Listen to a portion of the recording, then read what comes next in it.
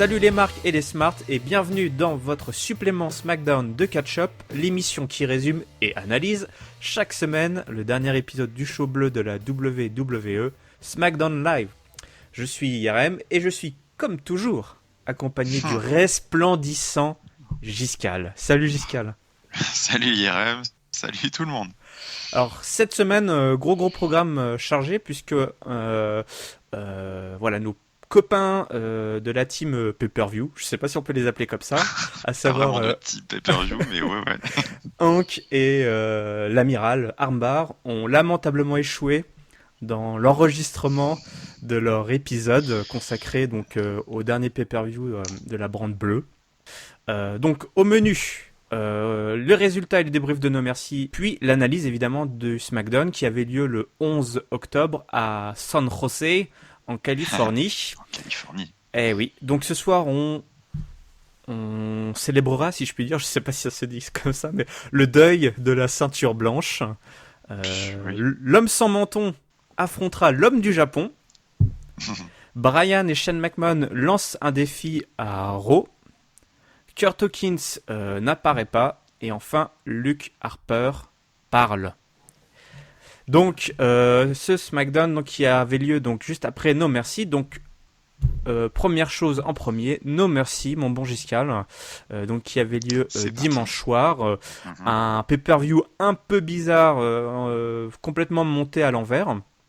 Alors, je vous invite, si vous voulez vraiment une analyse telle que les cahiers du catch ont l'habitude de vous proposer, c'est tout simplement d'aller sur le site des cahiers du catch, lescahiers-du-catch.com, pour y lire l'analyse résumée par votre humble serviteur Giscal, le resplendissant Giscal. Le resplendissant, merci. Voilà, qui, comme d'habitude, a réussi à nous narrer ce qui s'est passé lors de ce pay-per-view un peu étrange, plein de hauts et de bas, puisque tout simplement la première grosse surprise de ce pay-per-view, c'était qu'il a commencé par le main event. Donc c'était assez surprenant de commencer par le main event qui était donc le... Alors attendez, que je me trompe pas. Le triple threat, voilà, opposant AJ Styles à John Cena et Dean Ambrose. Donc qui a vu la victoire du champion en titre, AJ Styles, dans un match de plus de 20 minutes. AJ Styles qui a remporté la mise en frappant John Cena d'un coup de chaise parce que c'était légal, alors que tout commençait à partir dans tous les sens évidemment dans ce triple threat. J'ai zappé, effectivement il y avait un kick-off match qui n'était pas, contrairement à ce qui avait été annoncé, le Baron face à Jack Swagger, mais c'était les Eyebrows et les American Alpha qui affrontaient les The Ascension et The Vaudevillains. Les gentils ont disposé des méchants en moins de 10 minutes. Ensuite il y a eu Nikki Bella qui a vaincu Carmella dans un match de 8 minutes. Les champions Heath Slater et Rhino, les champions par équipe, ont conservé, à la surprise générale, dans un match de 10 minutes face aux Usos.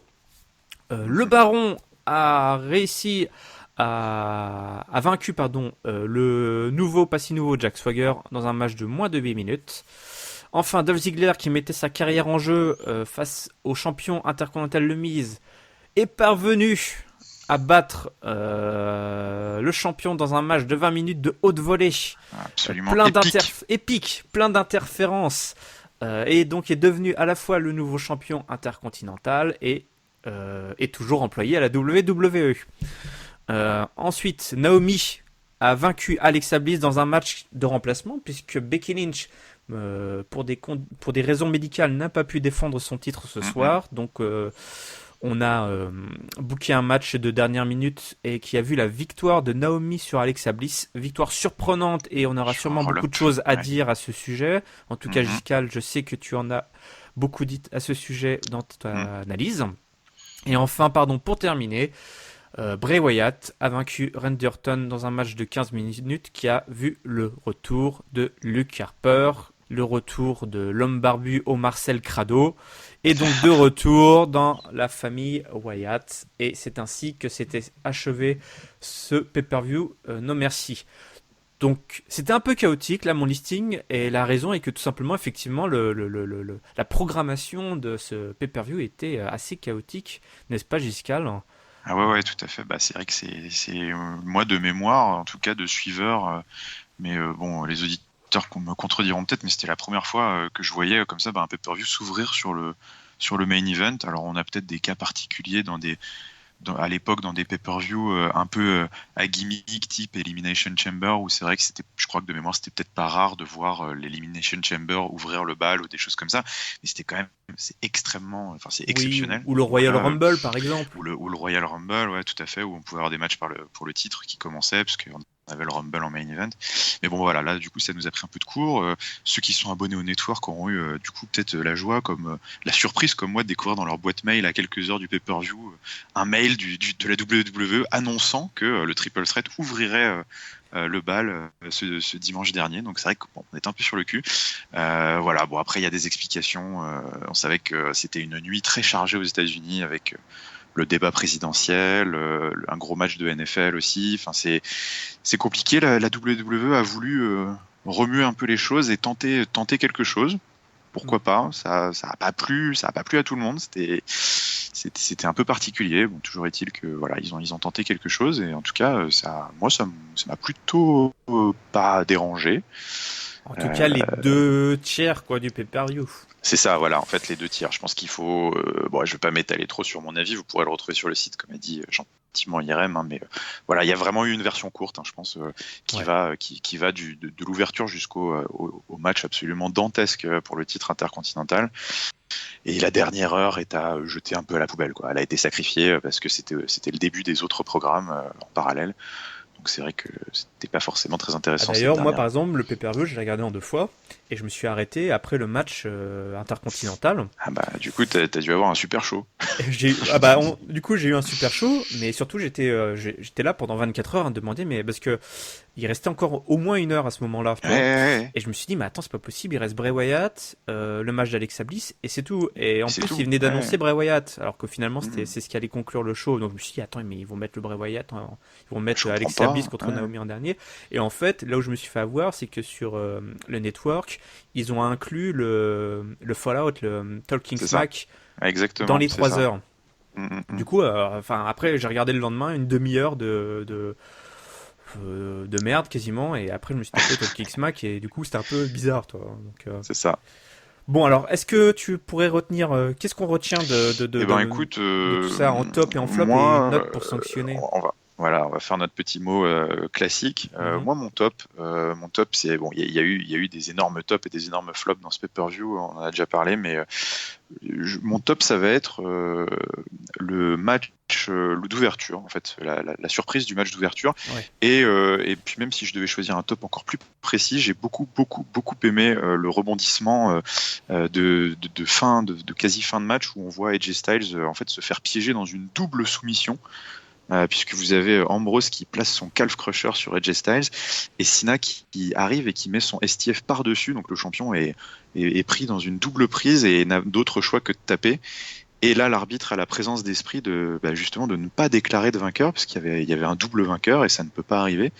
Donc du coup, il laisse le match se continuer. Voilà, j'ai trouvé ce spot juste génial et qui a rajouté beaucoup d'intensité.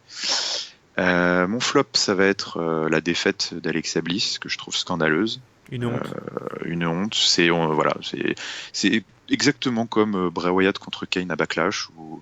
Je comprends pas parce que au final, je vois ce qu'ils veulent faire derrière. Voilà, ils veulent installer une petite fête de transition, mais on peut arriver exactement au même résultat et de manière beaucoup plus intéressante avec une victoire d'Alexa Bliss. Donc, je trouve que c'est dommage. Enfin, c'est pas dommage, c'est stupide pour la pauvre en plus qui se retrouvait dans un match bancal alors qu'elle avait un title shot. Ouais, bon. C'est la WWE à l'heure actuelle où le lundi tu gagnes, le mardi tu perds, quoi. C'est ça, c'est vraiment dommage. Et puis ma note, écoute, malgré une dernière heure un peu en foutoir, je trouve que, j'ai passé d'excellents moments devant ce pay-per-view, donc j'avais décidé de mettre 3,75 pour ce pay-per-view que j'avais trouvé quand même de très bonne facture, en dessous de Backlash, mais quand même un pay-per-view avec des sacrés moments. Effectivement, en gros, tu retires la dernière heure, tu mets un Ah gros ouais, 4,5 quoi. ah ouais, facile. Ouais. Et voilà. Donc, moi, en y réfléchissant un petit peu, je mettrais ouais, quelque chose autour de 3, 3,50 quoi, effectivement. Pour toutes Mhm. les raisons qu'on a vues ensemble. Mon top, du coup, euh, mon top. Alors, mon top, c'est la. Du coup, aucun de nous deux n'aura mis le IC title pour Ah Dolph ouais, mais bon, Ziggler, mais il faut aller le voir quand même. il Hein. faut le Ouais. voir de toute façon. Mais mon top, je le mettrai dans la surprenante victoire de Heath Slater et Rhino. Oui, Parce que et surtout la prestation qu'ils ont eu, enfin ils ont fait un vrai match où ils sont vraiment défendus. Je m'attendais à ce qu'ils se fassent c'était une juste belle défense de titre. voilà laminer, en fait non. Donc j'aime me faire surprendre. Pour moi c'est 99,99% de chances qu'ils allaient perdre, et je pense que dans les pronos, le jeu des pronos sur les cahiers du catch, Je pense qu'il y a pas mal de ça va pronos faire pour les mal. Usos. Hmm. Donc ouais, je mettrai ça dans mon top. Et mon flop, bah du coup, ouais, c'est la programmation quoi en général. Je vais pas aller dans le détail sur cette programmation. Bon, ça t'a pas, ouais, ça t'a Euh, décroché total, quoi. ouais, ça m'a complètement décroché. En fait, C'est vrai. en fait, comme je voyais le temps, toi, dérouler, j'ai passé tout le temps du show quasiment à me demander ce qu'allait faire le main event. What the fuck, quoi. Ouais. Non mais je me suis dit qu'est-ce qui va être le main event, et c'était de déception en déception parce que je pensais que ça allait être le titre Mais intercontinental, et en fait non. Donc pour moi c'est ça mon flop, c'est ne pas avoir mis le titre intercontinental c'est vrai. en main event Non, c'est parce vrai. que ça avait Je peux comprendre. c'était du main event matériel quoi.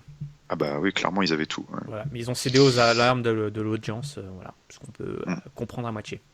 Anyway, ça c'était pour nos merci. On revient sur SmackDown. Let's go. Allez, c'est parti. Donc SmackDown qui avait lieu, donc je le rappelle, le 11 octobre à San José, California. Donc, bah, on commence simplement par une promo du nouveau champion, Dolph Ziggler, Ah oui, champion, magnifique le héros. champion intercontinental, le héros, cinquième titre intercontinental, il me semble, C'est ça, exactement. euh, pour le natif d'Ohio. Donc, il arrive sous une pop monstrueuse, évidemment, avec des chants You deserve it, et lui crie à la foule We did it. Ça y est, on l'a fait.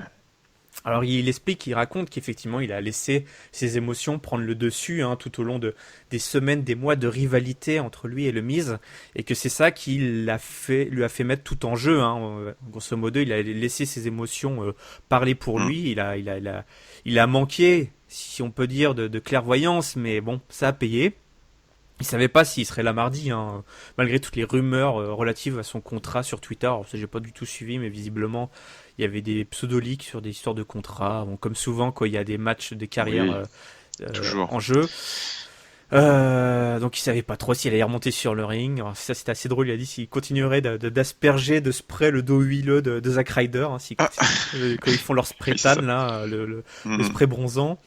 On lui a dit qu'il était fou, mais il l'a fait. À ce moment-là, évidemment, bah, Maryse débarquent, alors tout de noir Miz et Maryse. vêtus. Ouais, Miz et Maryse débarquent tout de noir vêtus.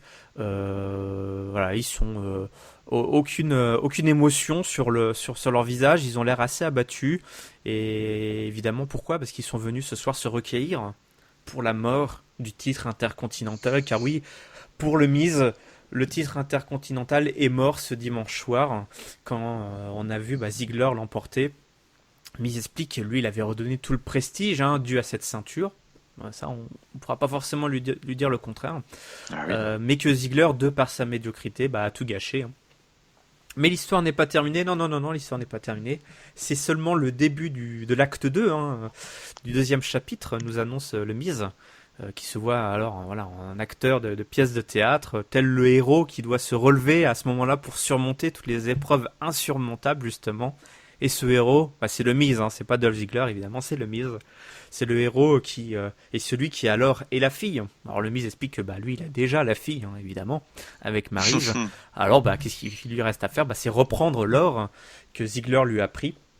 À ce moment-là, Ziggler l'interrompt et lui, à son tour, lance une vidéo, ce que le Miz a fait pendant les dernières semaines.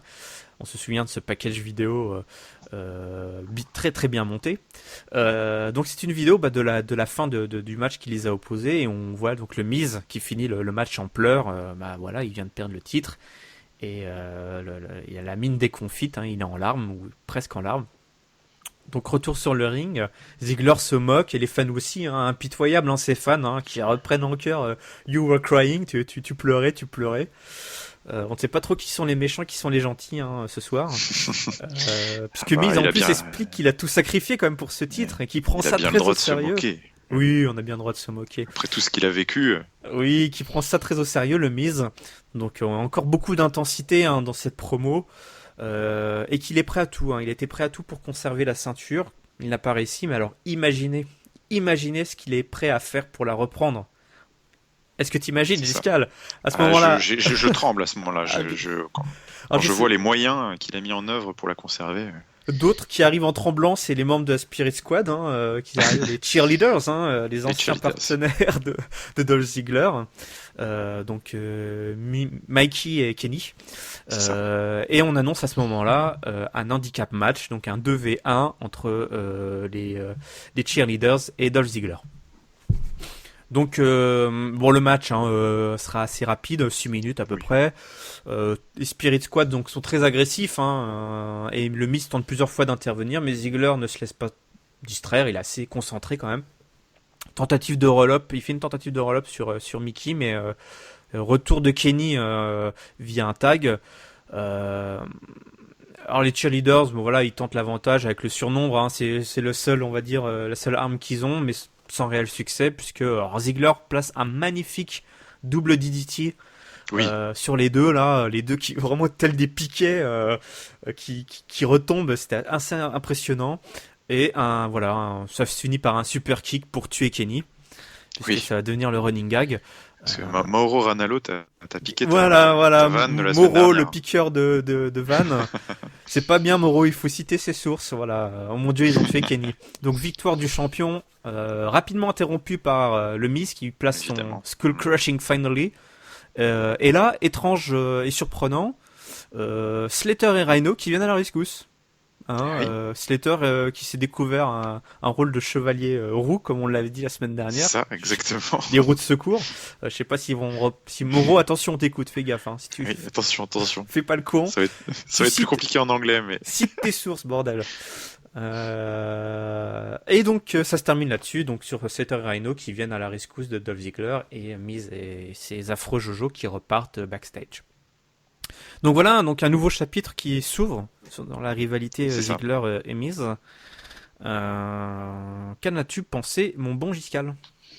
Écoute, moi je suis ravi que ça continue. Il est content. Je suis content, voilà. Je suis ravi parce que voilà, j'ai passé un super moment devant ce segment, devant ce match. J'ai trouvé que l'ensemble était très solide. On capitalise à fond sur le feel good moment de la veille, voilà, pour donner un bon moment à Ziggler, pour se moquer du Miz, c'est normal, hein, c'est après tout ce qu'il a fait subir à Dolph pendant des semaines, le blond a bien le droit quand même de lui rendre un peu l'appareil avec son petit package vidéo, c'était assez rigolo. Le coup j'ai beaucoup aimé l'arrivée du Miz et de Maryse tout en noir, qui font le deuil du titre et qui disent que Ziggler a tué le titre parce que c'est aussi une façon de la carrière de Ziggler avait été très très mise en avant quand même dans cette rivalité. C'est aussi un bon moyen de remettre au centre du débat la ceinture, qui quand même prend une place importante dans l'histoire et vraiment bien mise en valeur. Donc ça c'est top. Leurs échanges sont extra. Moi je continue à beaucoup aimer. Kenny et Mickey me font plutôt bonne impression. Donc je trouve que ça me déplaît. Forme, hein. Ouais, ils ont plutôt la forme. Donc ça me déplaît pas qu'ils restent un petit peu, on va dire, et qu'ils fassent pas juste un one shot.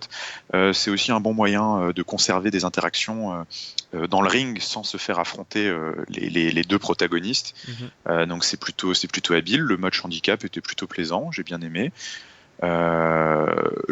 S'il y avait un point noir, je trouvais que c'était le seul truc qui m'a fait un peu tiquer, que c'était un peu bancal, c'est que je trouvais que c'était quand même très étrange que le Miz puisse booker des handicap matchs quand on connaît son rapport à l'autorité dans le show. Ouais, alors effectivement c'est quelque chose qui pourra revenir. Je sais pas si on y reviendra ce soir, mais il y a. Mais le rôle de Daniel Bryan tu te dis, tu sais pas trop quand il intervient. Je pense qu'il peut avoir des absences ou alors ils sont deux dans la tête à Daniel. Alors que par d'autres moments il intervient, on sait pas trop pourquoi, mais bon. Oui. Bon.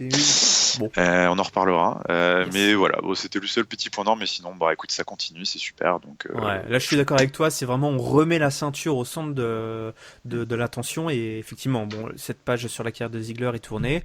Donc la ceinture, franchement, la ceinture intercontinentale a un traitement il y a 1 ou 2 ans, c'est on génial, n'aurait jamais c'est imaginé. du co-main event quoi. Donc, C'est magnifique.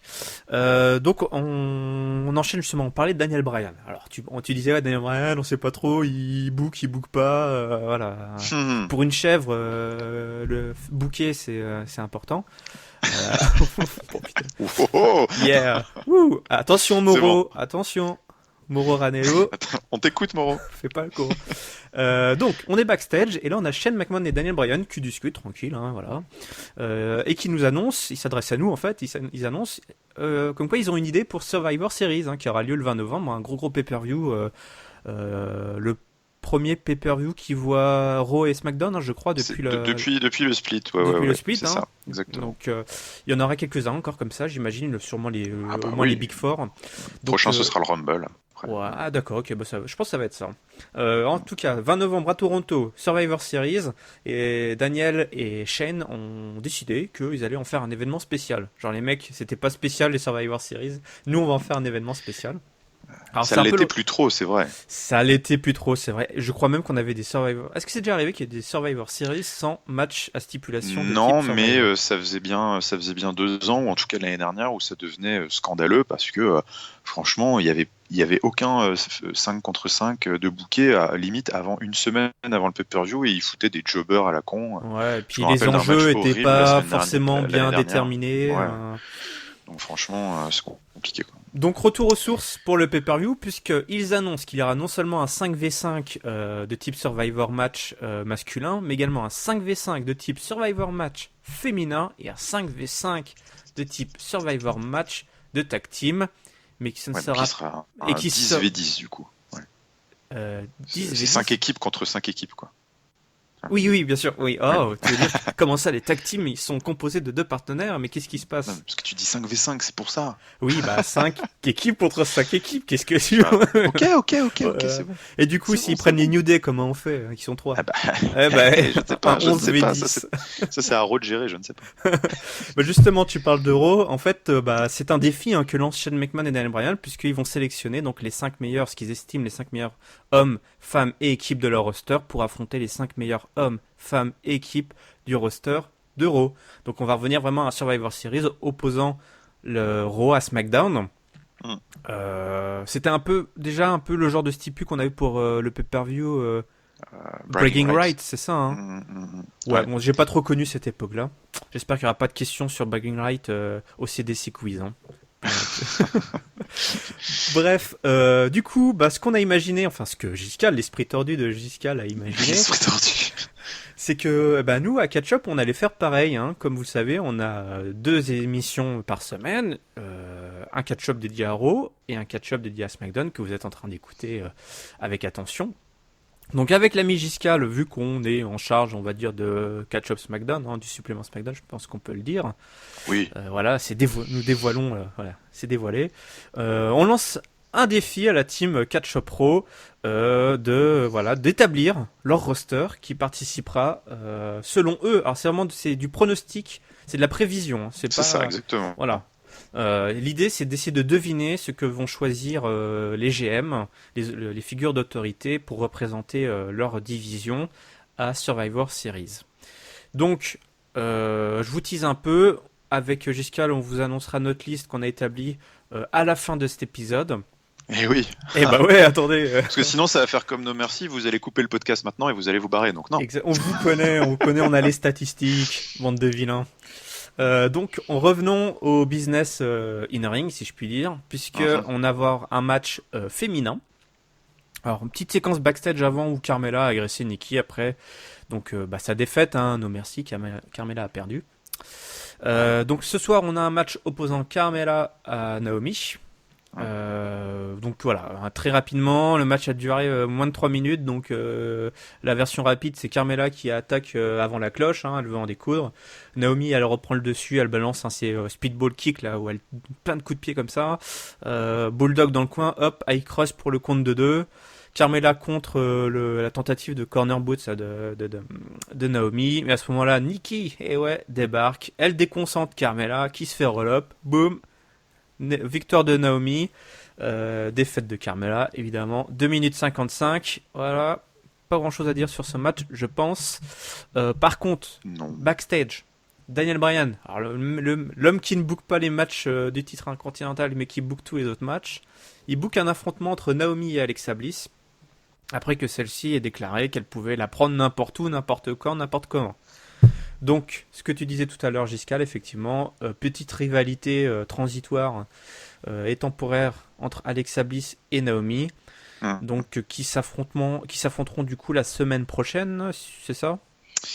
S'affronteront le 8 novembre à Glasgow. Non, là tu me parles du match du championnat. Là. Ah non, ça c'est le match pour le titre. Ah oui, pardon. Non, bah du coup, oui, tout à fait. C'est là, ça, je te parle du match prochain. entre Naomi et Alexa Bliss. Mardi prochain, Alexa Bliss contre Naomi. Ça n'a pas été précis. Je crois pas qu'on remette le titre de number one contender, je pense pas. Non, mais on n'est jamais à l'abri d'une surprise. Par contre, là où tu as raison, c'est que le match de championnat entre Becky Lynch et Alexa Bliss a donc été officiellement reporté au 8 novembre.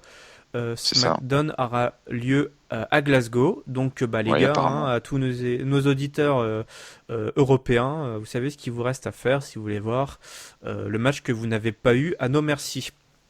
Quelque chose à déclarer concernant la division féminine ? Écoute, non. C'est-à-dire que j'ai rien à reprocher à cet enchaînement de segments, si ce n'est que ça part d'une erreur initiale à No Mercy dont on a parlé. Donc, aïe. Bon voilà. Une fois qu'on a avalé cette erreur, il y a pas grand-chose à dire parce que c'est plutôt bien booké. Naomi ne pouvait pas perdre vu qu'elle avait battu Alexa Bliss, ça n'avait aucun sens. Elle pouvait pas perdre contre Carmella. Donc du coup, c'est normal qu'elle la batte sur roll-up. Et puis en plus on joue sur la feud entre Carmella et Nikki Bella, tout en continuant aussi. On se rappelle que les semaines précédentes on avait montré que Nikki et Naomi étaient plutôt potes, donc du coup ça s'embrique, c'est cohérent, ça s'embrique plutôt bien. Voilà, c'est juste que tout ça est issu d'un truc qui m'a énervé, donc je suis pas complètement fan, j'ai pas pris beaucoup de plaisir devant ce segment de SmackDown, mais bon, c'est cohérent et ça avance. Ok, bon j'espère que tu seras un peu moins énervé sur la séquence suivante, puisque là on enchaîne sur la division tag team. Oui. Donc ce soir c'est Jimmy Uso qui affronte Chad Gable. Donc après leur imprévisible défaite, si je puis dire, les jumeaux diaboliques retournent à leur affaire en cours, puisqu'ils sont en rivalité avec American Alpha. Et cette fois-ci, c'est Chad Gable qui a l'opportunité de se venger de l'épisode Backlash où il s'était vu voler la finale suite à une attaque des frères Uso. Donc Chad Gable, qui a vraiment envie de se venger, il entreprend de viser le bras de Jimmy. Il dit « Tu m'as pété le genou, je te pète le bras ». Jimmy survit malgré tout à l'assaut en plaçant des kicks, hop, Samoan drop. Tentative contre 2-2, mais Gable reprend le contrôle en plaçant une incroyable close line en sautant depuis, alors je ne sais pas si c'est la deuxième ou troisième corde, je me souviens plus, mais une impressionnante close line depuis la deuxième ou la troisième corde. Donc les deux se retrouvent alors à ce moment-là au coin opposé du ring. Et alors à ce moment-là on se dit Gable, il va en finir, il va avoir enfin sa revanche. Et ben non, Jimmy, ce petit saligo, le coince dans un roll-up. Il dit bon, pourquoi pas, mais là, il est aidé par son frangin qui était resté aux abords du ring et qui maintient la prise. Alors c'est vraiment super bien foutu, j'ai trouvé, qui maintient la prise avec son pied. C'est-à-dire il lève la jambe et hop, il pousse le cul de son frangin. Du coup, pour donner du poids, quoi. Pour donner du poids évidemment à son jumeau qui, du coup, Chad Gable, il est impossible de sortir de ce roll-up. Et donc victoire de Jimmy Uso sur Chad Gable dans un match de moins de 3 minutes. La rivalité entre les deux équipes n'est pas terminée. Non. Et c'est très bien. Et c'est très bien comme ça. Non, c'est top. Enfin, franchement, moi, je suis bluffé de voir que chaque semaine, ils n'ont pas beaucoup de temps d'antenne, ils ont 4-5 minutes à chaque fois. Ah oui. Et ils arrivent à tirer le maximum de ces 4-5 minutes en nous proposant toujours des matchs super fun, très compacts, avec toujours des petites variantes et des finishes qui continuent à prolonger la feud de manière à chaque fois différente et divertissante et tout. Donc, j'ai rien à dire, c'est juste super, super sympa à suivre chaque semaine. Voilà, cette petite cette petite séquence entre les deux équipes qui continue, qui se prolonge, ça monte, et puis on verra bien ce que l'avenir leur réserve. Moi j'ai une petite question pour toi du coup, Giscal, qu'est-ce qui va se passer là? Qui pour être first contender du coup? Qui pour aller chercher Heath Slater et Rhino dans leur mobilhome? Qui pour aller chercher pour les déloger Rhino, je sais pas. À mon avis, maintenant qu'ils ont écarté les Usos et que les Usos continuent avec les American Alpha, c'est vrai que finalement, on peut peut-être se dire qu'ils sont partis pour un cycle un peu plus long parce que le truc, c'est que les autres équipes maintenant de la division sont pas forcément, c'est même sûr, sont pas au niveau pour prendre le titre. Donc, on peut imaginer une succession de défenses un peu moins bling bling, peut-être qu'ils vont écarter les Hype Bros, peut-être qu'ils vont écarter The Ascension, peut-être qu'ils vont écarter des petites équipes comme ça pour peut-être finalement perdre le titre un peu plus tard que prévu. Nous, on avait plutôt pronostiqué une perte de titre assez rapide pour passer aux choses sérieuses entre les Usos et les Alpha. Finalement, peut-être qu'on est rentré dans un cycle où les Usos et les Alpha vont plutôt avoir une feud hors titre. Et Rhino et Slater vont continuer leur petit bonhomme de chemin avec des défenses un petit peu moins glamour. Mais écoute, pourquoi pas. Je trouve, effectivement, comme tu dis, on a été surpris. Mais je trouve que c'est une excellente idée parce que ça permet de maintenir, cette grosse rivalité entre l'American Alpha et les Usos en dehors du titre. Et à côté de ça, de pouvoir booker. C'est ce qu'on disait la semaine dernière, il faut rebooker le lendemain et le surlendemain, c'est-à-dire que il faut faire remonter les autres tag teams. C'est ça peut garder une émulation un peu autour qui du coup sera autour du titre, et laisser les deux grosses équipes, les vrais bonhommes, on va dire, se taper sur les genoux et se casser les genoux, les rotules et les avant-bras. Pourquoi pas. Du coup, on enchaîne avec un gros morceau, puisqu'il s'agit d'une promo du champion du monde, AJ Styles. Après sa formidable victoire dans un match d'anthologie, le Triple Threat match qu'il avait opposé à John Cena et Dean Ambrose. AJ Styles arrive évidemment en vainqueur. Il annonce, il a battu Cena et Ambrose dans la même soirée. Il l'avait pronostiqué. Lui, on voit un mec qui réussit ses pronos, c'est AJ Styles. Lui, il annonce, il a tout bon. C'est phénoménal, il avait tout bon, il est premier au classement, 100% de réussite. Alors il s'en prend à la foule, il les provoque, il les invite à chanter pour leur héros, John Cena. Mais non, John Cena, il est pas là ce soir, trop occupé à participer à un énième talk show. Il pique. Dans ce cas-là, les gars, chantez pour Dean Ambrose. Non, en fait, non, vous avez raison, c'est un lunatic loser, il en vaut pas la peine. Alors qu'est-ce qu'on fait? Je vous propose de parler de moi, de parler d'AJ Styles tout simplement. Et là où c'est intéressant, c'est comme on dit la semaine dernière, c'est que c'est un champion heel qui aime la compétition. Voilà. C'est pas un fuyard. Il a pas qu'on lui annonce qu'il a un match pour défendre son titre, il voit ça comme une opportunité de briller, d'enterrer encore un peu plus les gentils. Donc ce soir, il va rendre un peu l'appareil. À son tour, il va donner une opportunité à quelqu'un de l'affronter. Donc, ce qui est une opportunité importante. C'est pas rien. Et au moment où il annonce ça, évidemment, la musique de Dean Ambrose retentit. Donc, arrivée de Dean Ambrose, qui n'est évidemment pas celui à qui AJ Styles pensait offrir un match. Pense pas, non. Donc, Ambrose s'invite à la soirée. Il reproche encore à AJ Styles de choisir la voie facile pour remporter ses matchs. Et un rappel qu'il l'a fait taper à No Mercy, ce dont tu parlais tout à l'heure, Giscal.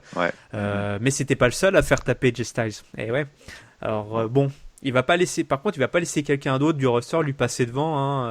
Et pour lui, il est toujours le first contender. Toujours dans la course. Mais AJ Styles, il fait hop, attends, je t'arrête tout de suite, mon bon vieux Ambrose. Je te corrige immédiatement. Mon opposant ce soir, ce n'est la personne qui aura l'honneur de m'affronter. N'est pas dans le roster. Et ouais, il s'agit de l'homme sans menton. Ça c'est moi. James Ellsworth. Eh oui, évidemment. Eh oui, James qui vous connaissez, c'est ce petit gringalet qui s'était fait tuer par Braun Strowman. S'était fait tuer par ah oui, c'est vrai qu'il était allé à Raw. C'était le premier mec qui s'était fait éclater par Braun Strowman, je crois. Voilà, mais qui avait sorti sa catchphrase là. Oui. C'est à partir c'est as long as you have two hands, you have a fighting chance. Donc c'est à partir du moment où tu as deux mains, tu as une chance de gagner. On se croirait dans un Rocky là, franchement. C'est un peu ça. Et je pense que que voilà, ça lui a valu l'attention des figures d'autorité, en tout cas des bookers, puisque voilà, on le revoit de temps en temps. James Ellsworth, il avait d'ailleurs failli faire équipe avec AJ Styles. Oui, tout à fait. C'est ce que voilà, AJ Styles, tu vois, bah voilà, moi je trouvais que voilà, du coup, je lui donne cette opportunité-là. Il a pas pu catcher avec moi, il va catcher contre moi. Donc AJ Styles, il dit, bah écoute, donc évidemment. James Ellsworth voilà, arrive et AJ Styles donc, invite Dean Ambrose à quitter les abords du ring. James Ellsworth qui se fait pas, voilà, il se fait un peu tout petit, il sait pas trop où se mettre. C'est trop drôle. Il faut vraiment voir les mimiques. Ce mec a vraiment. Mais il sait pas où se mettre. Du coup, il y a Styles qui le prend par l'épaule, tu vois, il le serre contre lui, et puis il le tient, tu vois. C'est son petit jouet. Oui.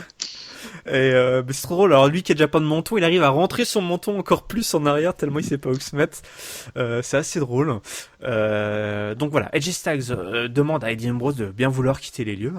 Il n'a rien à faire là. Mais Daniel Bryan, le booker qui book, le booker fou. Le booker fou intervient et dit hop, il rappelle que c'est lui qui book les matchs. Daniel, tu as. Je me demande où est-ce qu'il était au début du match. Tu faisais quoi au début du show.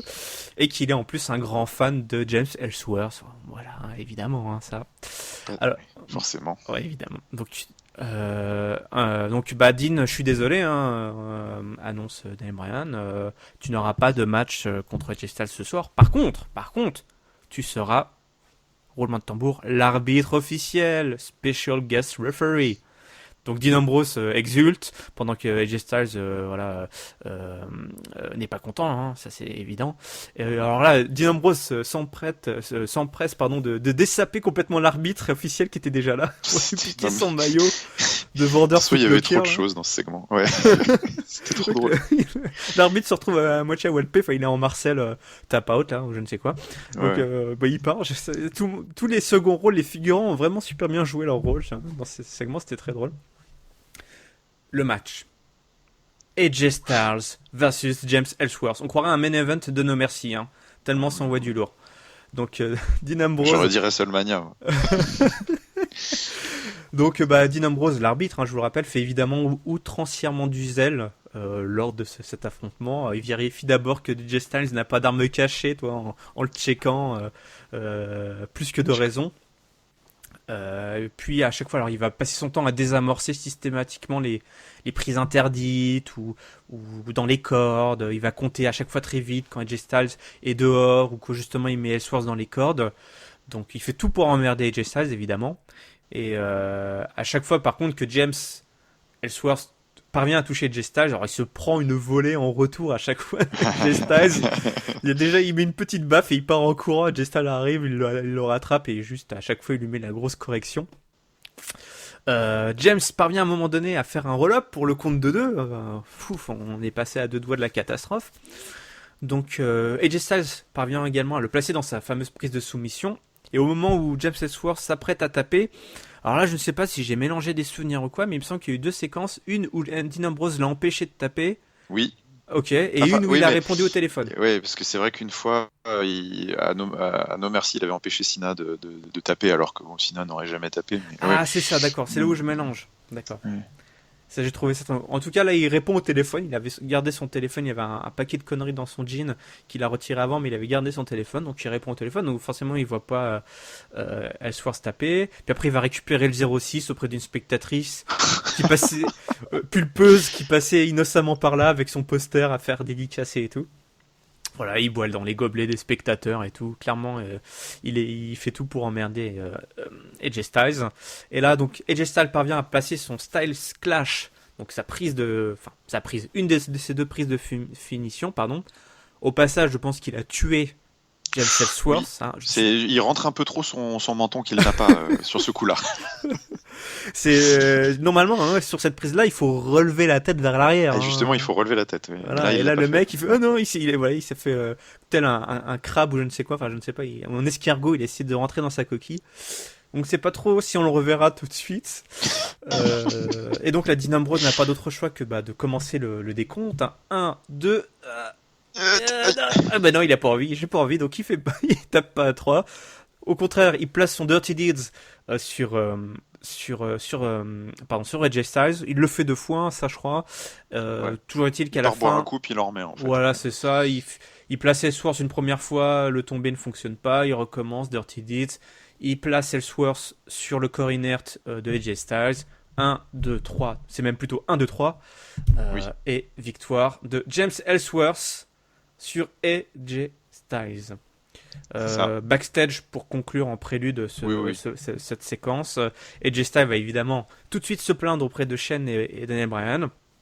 Qui se fait un peu envoyer bouler, on va dire. Oui. Ça, c'est et pire encore, Bryan annonce, alors qu'AJ Styles est parti, qu'il a une idée pour la semaine prochaine, mais on n'en saura pas plus. Daniel Bryan, donc ce booker, il. Ouais, enfin le pire c'est Shane dans l'histoire. Non, ouais, Shane là, totalement, ouais, carrément. Quel connard là. Ouais, non, mais.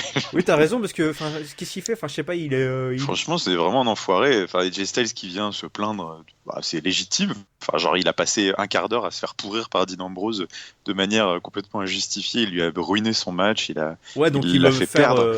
Shane désofficialiser le résultat, quoi. Oui, et Shane qui est là, non, t'as perdu, arrête de te plaindre et tu parles pas sur ce ton, tu dégages et tout. Genre, c'était vraiment incroyable, c'était vraiment tellement un connard sur ce coup-là, Shane. Shane, tu nous avais tellement pas manqué. Non, pas du tout, non.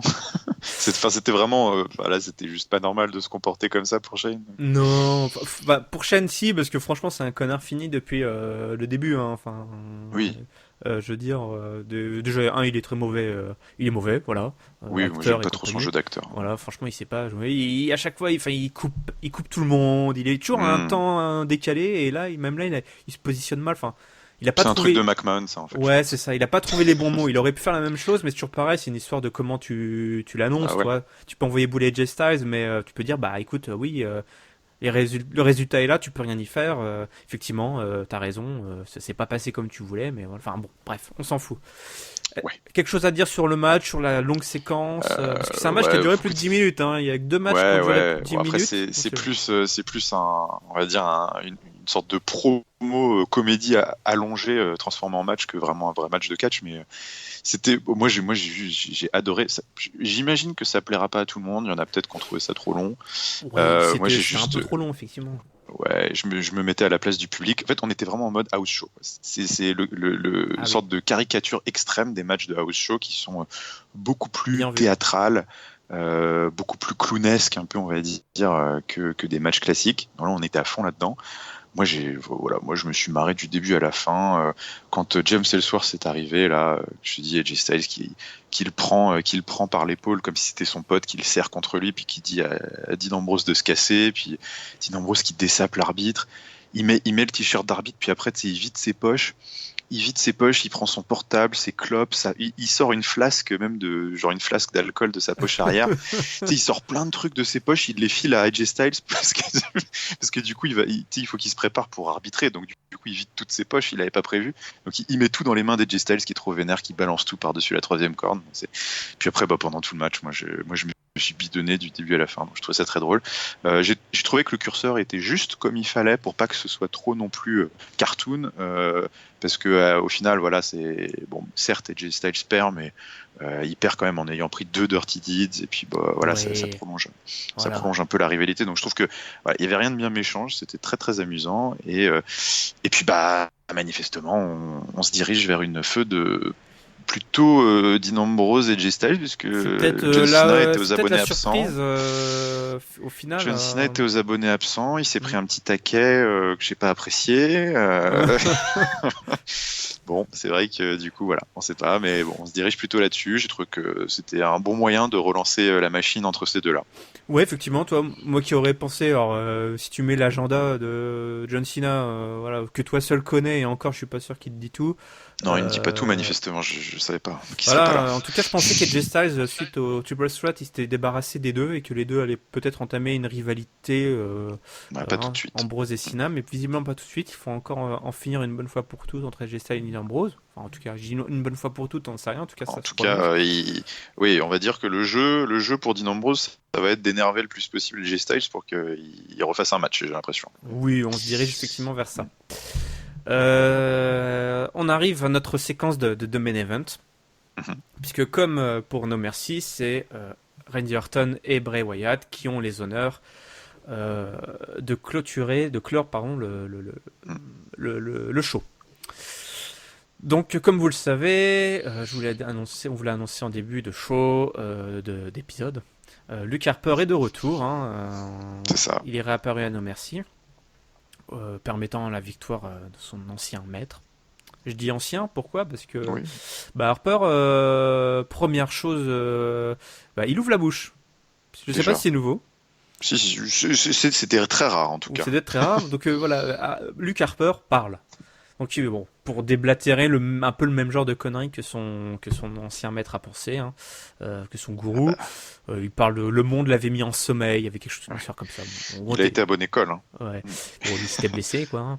Et Bray Wyatt enchaîne en parlant de créatures sombres et de trous noirs. Voilà. Oui. Ok. Voilà. Donc ce soir, on aura un match opposant Bray Wyatt et Luke Harper à Randy Orton et Kane, parce que Wyatt a provoqué Orton, lui a dit écoute, moi j'ai mon monstre, Luke Harper, trouve-toi le tien. Et du coup, Orton, il a trouvé le premier monstre qui passait par là, c'est-à-dire Kane. Donc tag team match entre les 4 bonhommes. Donc Kane commence et affronte tour à tour Luke Harper, Bray Wyatt, il place son big boot, mais manque son choc slam. Orton fait le tag sur une grosse pop, Randy Orton est vraiment au taquet. Il place son slide slam pour le compte de 2. Luke Harper reprend le contrôle des affaires. Je me suis un peu mélangé, mais on s'en fout. Pendant que Bray Wyatt s'occupe de Kane, mais je crois dans le coin, après Kane est revenu, je crois, d'ici du monstre, du démon, de Big Red Monster, qui permet à Orton de revenir dans le ring. La vipère nettoie le ring à coups de close line, gros coups de poing dans la tronche, tous ces slams là avec beaucoup d'impact. Baston général un peu aux abords du ring, on s'unit avec des tronches écrasées dans les escaliers de fer. Randy Orton qui tente à un moment donné de placer son RKO sur Bray Wyatt, mais alors là, échange de contre dans tous les sens. Orton, il ne reste plus qu'une chose à Orton à ce moment-là, c'est d'aller chercher le tag sur Kane, quand soudain la lumière s'éteint. Et la lumière se rallume. Et Kane a disparu. À sa place, Luke Harper. Luke Harper qui rit au visage de Randy Orton. Il lui propose le tag. Il lui propose le tag, effectivement.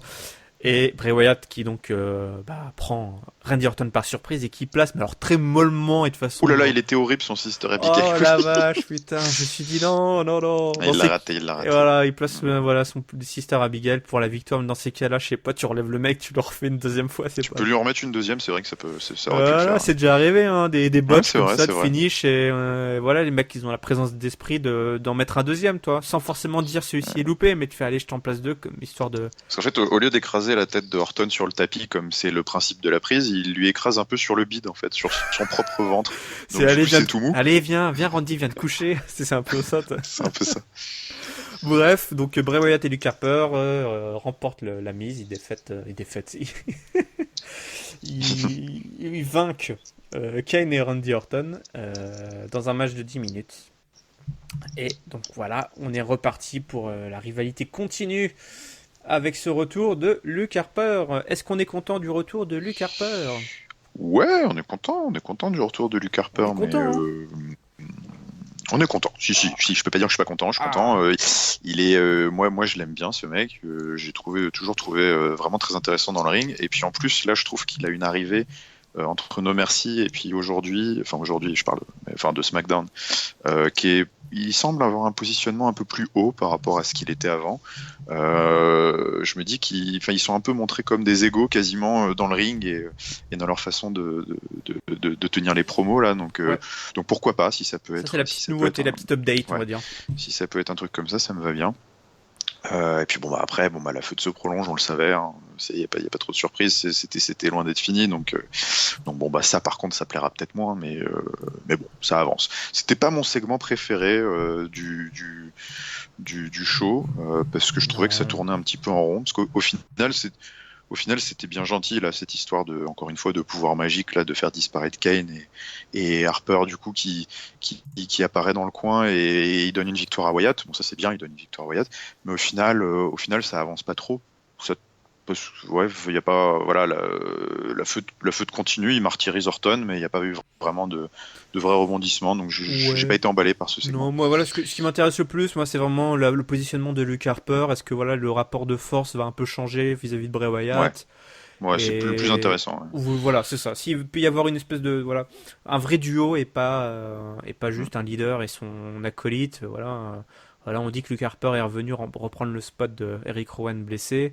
Voilà, s'il peut avoir un spot un peu plus intéressant qu'Eric Rowan et faire autre chose que les mecs dans les pièges là de à attendre Randy Orton derrière des portes, ça pourrait être quand même plus C'est ça. intéressant. Puis moi, j'aimerais bien qu'à terme, du coup, une fois que cette histoire est terminée, ils partent en solo, renouer sa rivalité avec Dolph Ziggler pour le titre intercontinental, qui était vachement sympa à l'époque avant qu'il se blesse. Donc, Ah, je me ils souviens avaient pas fait du des tout très de beaux ça. matchs. Qu'est-ce que c'est Ah que bah, ça?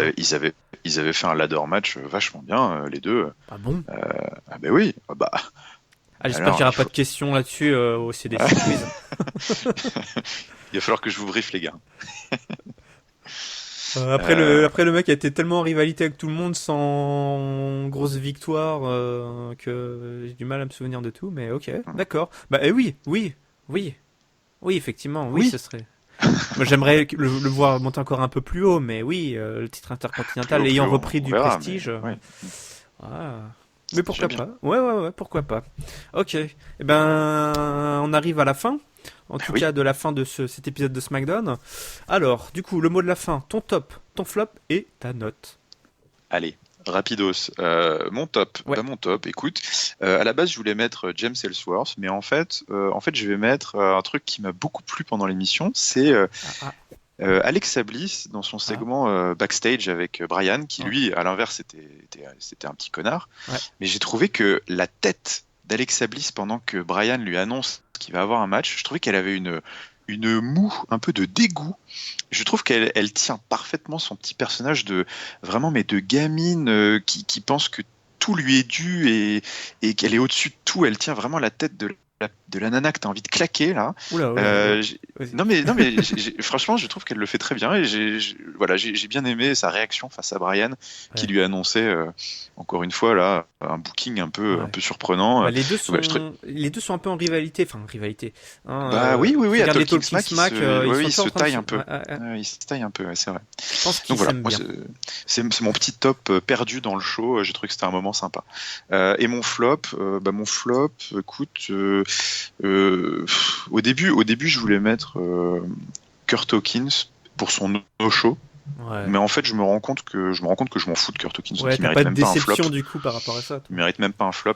Je ferai juste un crochet en disant que c'est vrai qu'à No Mercy, il était arrivé en pré-show pour dire qu'il serait à SmackDown pour un match. Et finalement, on ne l'a pas vu. Mais bon. Donc voilà, bon, en fait, on s'en fout de Kurt Hawkins. Donc finalement, mon flop, ça va être le comportement de Shane et de Daniel Bryan sur cette émission. Ah ouais. Que j'ai trouvé incohérent. Enfin, c'est vraiment casse-gueule en fait les figures d'autorité face parce que ils se retrouvent parfois à devoir jouer les connards face à des heels, mais parfois les situations s'y prêtent pas du tout. Et là, on a eu plein de moments, je sais pas, ça collait pas. Ouais. Bah écoute, Euh, ouais, effectivement. Et ta note? et puis ma note, je vais mettre 4 sur 5 parce que j'ai beaucoup aimé. Ah Au-delà de oui. ça, j'ai beaucoup aimé ce SmackDown. Oui, oui. Je trouvais que on a renoué avec les excellents SmackDown où voilà tous les segments, en fait tous les segments quasiment, on fait tout avancer. Ça bouge bien. C'était pas un épisode de grand catch, mais c'était un épisode voilà où toutes les histoires avancent. On repart de nos merci avec pas mal de choses neuves ou en tout cas on capitalise bien. Donc j'ai bien aimé 4 sur 5. Ok, super. Alors moi, mon top, du coup, c'est Luke Harper qui parle et qui donne l'impression de s'émanciper un peu. Voilà, il y a une espèce de frémissement autour de Luke Harper. C'est vrai, c'est vrai. Voilà, donc je le mets en top histoire de lui envoyer des bonnes ondes pour que ça donne quelque chose. Envoyons-lui des bonnes sondes. Voilà. Et mon flop à la base c'était même que toi, c'était Shane et Brian qui sont juste des connards finis. Enfin c'est l'incohérence et puis Ouais, c'est ça. Ouais. ouais c'est ça. C'est dommage, surtout pour Daniel Bryan parce qu'on le voit beaucoup à l'écran et c'est du coup ça tu tiltes tout de suite quoi. Il switch, Ah il fait oui. un peu lunaire. Enfin le mec je sais pas, il a pas pris ses médicaments et enfin voilà, Mm. il a deux personnalités et puis Shane McMahon effectivement qui est juste nul. Du Ah coup oui, lui, ben il est à l'ouest. Hein. en autre flop, bah, c'est le finish là de Bray Wyatt qui a Ouais. pas réussi Ah, à il a placer botché. son, Ouais. qui a botché. Voilà, c'est le botch de Mm. Bray Wyatt. Je sais pas. Moi, c'est bidon. Bref. Mm. Ta note? Ma note, 3,5. Voilà. Ouais. Solide, comme tu dis. C'est une bonne note. C'est une bonne note, c'est solide. Tu dis qu'on a fait avancer, c'est vrai que tout n'a pas très bien avancé, mais on a avancé. Et ça manquait un peu d'un gros main event, je crois, un vrai match. Voilà, je sais pas. Le main event m'a pas passionné, toi. C'est vrai que ça manquait. Ça m'a peut-être un trop peu de rappelé catch. le mauvais souvenir J'aurais de peut-être No pu Mercy mettre de 3,75, ouais, c'est vrai. Non, mais c'est Peut-être bien, un peu 4. fort, 4. Non, mais bon. non. Et ça m'a rappelé No Mercy, en fait, ce main event, Bray Wyatt, Randy C'est un Orton. peu, ouais. Puis c'est les mêmes protagonistes, c'est un peu dommage. Ouais, mais bon. C'était quand même solide. Hein. On vous avait promis en début de podcast qu'on vous a parlé de l'annonce pour le Survivor Series, qu'on lançait un défi à nos amis de Catch Up Raw, c'est-à-dire qu'on va essayer de deviner quels vont être les rosters alignés pour le Survivor Series dans les 3 catégories masculine, féminine et tag team. Donc voilà, on a fait un premier draft. L'idée c'est de faire évoluer ces rosters en fonction des aléas et d'évolution de la storyline autour des Survivor Series. Hein, s'il y a un gros rebondissement, on sera obligé de le prendre. Si un mec blessé, voilà, on prendra ça en compte. On ne connaît pas la carte, donc il y aura sûrement des matchs de championnat, lesquels. Voilà. Toujours est-il que voilà, notre équipe de 5, notre écurie de 5 masculins, quels sont-ils, Giscal? Alors, qui avons-nous sélectionné? Nos 5 masculins. Alors, on précise bien que c'est ce qu'on pense qui va arriver. Hein. Il y a eu plusieurs versions. C'est nos pronostics. C'est pas ce qui devrait. Enfin, c'est pas la meilleure équipe possible. Hein, parce que sinon, j'aurais un mois et demi pour travailler sur la technologie du clonage pour proposer 5 John Cena. Déjà, tu as Darren Young. Ça t'en fait un. Oui, c'est vrai, ça m'en fait un. Donc non, nos 5 mecs, on est parti sur justement John Cena, Dolph Ziggler, le Miz, Kane. Et le Baron Corbin. Voilà. Le Baron Corbin, voilà. Donc nous excluons Styles Ambrose pour le titre, a priori, et puis les protagonistes Orton, Wyatt, Harper, qui seront probablement encore dans leur micmac. C'est ça. Et pour l'alignement féminin, Giscal, qui avons-nous choisi? C'est là où là par contre c'est plus simple, on va dire, parce que la division, ça s'écrit un peu tout seul, quoi, parce que du coup on va dire Becky Lynch. Hein. Alors si on dit Becky Lynch, on dit Alexa Bliss. Et puis après derrière il y a Nikki Bella qui semble incontournable, mais bon si on dit Nikki Bella, a priori on dit Carmella. Et derrière en dernier spot, il me semble qu'il y aurait Naomi, je pense, parce que Naomi est très présente quand même depuis son changement d'intro là. Donc voilà, on laisse de côté Natalia et Eva Marie qui reviendra peut-être. Donc là, c'est vraiment, on part du principe où il n'y aurait pas de match pour le titre. Oui, c'est ça. Je pense qu'il n'y aura pas la place, à mon avis. Division tag team. Et division tag team, même postulat. Hein. Je pense qu'il n'y a pas la place pour match pour le titre. Donc ce sera sûrement Rhino et Slater, les Usos, les American Alpha, les Hype Bros et The Ascension, je pense. On laisse de côté Breezango et les Vaudevillains sur ce coup-là. Mais c'est vrai que le dernier spot des Ascension, à voir. Mais en tout cas, on mise sur The Ascension vu ce qu'on a vu. Et donc voilà, donc ça c'est notre sélection. Donc voilà, Catch Up Pro, vous savez ce qu'il vous reste à faire. Vous nous proposez la semaine prochaine, vous nous proposez vos qualifiés. Et je vous invite également tous les auditeurs à faire la même chose dans les commentaires sur YouTube. Pourquoi pas faire ça? Pourquoi pas. Proposez-nous vos prédictions, hein. C'est pas ce que vous aimeriez avoir, parce que comme dirait Giscal, il y aurait 5 John Cena. Vraiment vos prédictions, vous pensez qui sera sélectionné par leurs GM respectifs. Et puis on fera évoluer ça au fur et à mesure des semaines, et puis à la fin on fera le bilan comptable et on verra qui a la plus grosse, quoi. Voilà, tout simplement, c'est ça de toute façon la vie. Hein. Bon, Giscal, sur ce, c'en est fini de cet épisode de Catch Up, le supplément SmackDown. Encore merci à toi. Écoute, merci à toi aussi. Ta présence lumineuse. Merci à toutes et à tous de nous écouter chaque semaine. Vous êtes de plus en plus nombreux, mais pas encore assez nombreux. Du coup, pour qu'on soit encore plus nombreux, je vous invite non seulement à nous écouter, mais également à vous abonner, mais aussi à partager autour de vous sur vos réseaux sociaux, Twitter, Facebook, Snapchat, Instagram et sûrement d'autres à venir. Toujours pas en vivre et prendre notre retraite là, donc ça va pas. Non. Mais bon, voilà, c'est de la déconne. On s'éclate bien toutes les semaines à raconter ce qu'on pense de ce que fait WWE. Donc partagez, abonnez-vous. Et je vous donne donc rendez-vous la semaine prochaine pour un nouvel épisode de Catch Up SmackDown. Salut Giscal, salut à tous. Salut tout le monde.